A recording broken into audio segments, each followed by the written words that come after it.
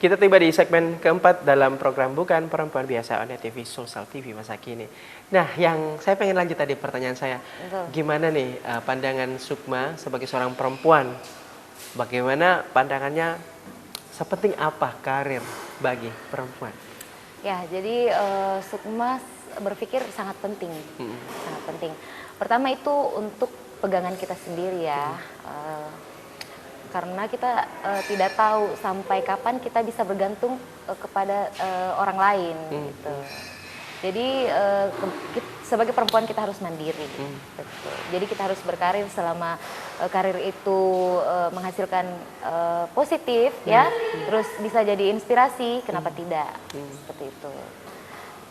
Seperti itu Kak Dias. Jadi dalam artian mandiri di sini secara finansial, betul sekali. Mandiri secara urusan, ya. Mandiri secara keputusan juga, betul sekali. Dan mandiri sebagai apa ya istilahnya jalan hidup atau karir ya. Kira-kira kita memutuskan untuk di bidang apa, betul. Ya, untuk konsen di sana. Ya, seperti betul. itu ya. Kalau udah lihat kemampuan sih, ya, setiap orang kan punya kemampuan. Betul. Dan kalau punya kesempatan untuk melihat kemampuan, harusnya itu diasah seperti itu. Jangan ditinggalkan begitu ya, saja. Jangan ditinggalkan begitu saja. Karena selama masih bisa menghasilkan, menghasilkan tanpa merugikan orang lain, kenapa tidak seperti itu? Terus sebagai perempuan juga kenapa harus berkarir? Karena sebagai ini juga penyemangat, penyemangat untuk kita berkarya, gitu, berkarya. Jadi kalau setiap hari kerjaan kita cuma di rumah doang, membersihkan, ya, gitu. Terus persiapkan makanan suami, terus anak ngurus anak juga, itu kan itu seperti semua perempuan bisa. Betul, gitu. betul. Tidak ada nilai plus ya? Iya, gitu. Nilai plusnya ada. Cuma kalau untuk memiliki hidup lebih memiliki warna. Benar. Hidup lebih memiliki warna. Terus ada setiap hari kita punya planning, tentunya. Setiap hari kita selalu semangat, gitu. Itu sepertinya jadi target lah untuk diri kita sendiri. Apa sih yang harus saya lakukan? Apa sih yang harus saya ciptakan untuk diri saya sendiri? Yang kita tidak tahu kapan kita akan meninggalkan dunia kan? Kita tidak tahu kapan karir kita.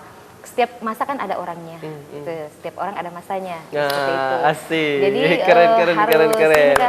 harus melihat momen lah, momen.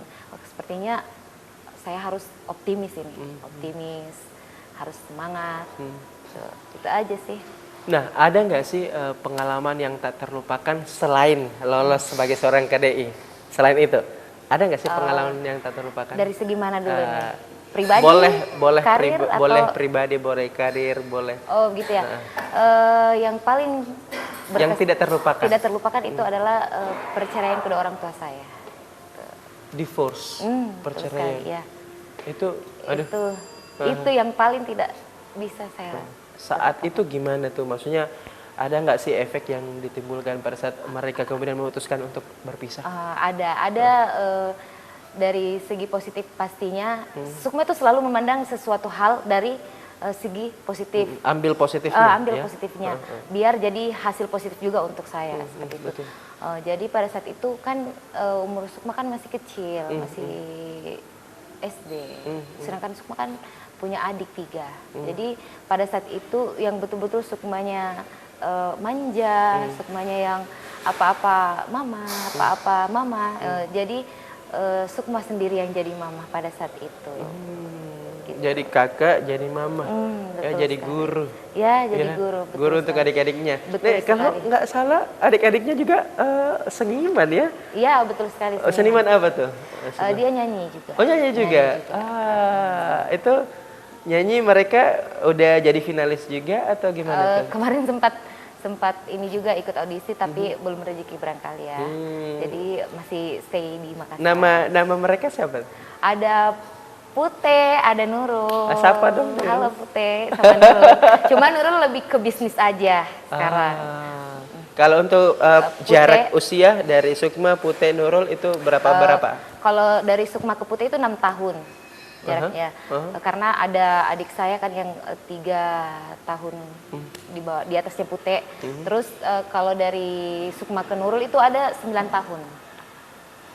Oh, Yang jadi paling bungsu. Oh, jadi ada yang beda 3, ada yang beda 6, ada yang beda 9. Kelipatan 3 dong. Betul ya. sekali. 3 pangkat 3 ya. Ya. Iya.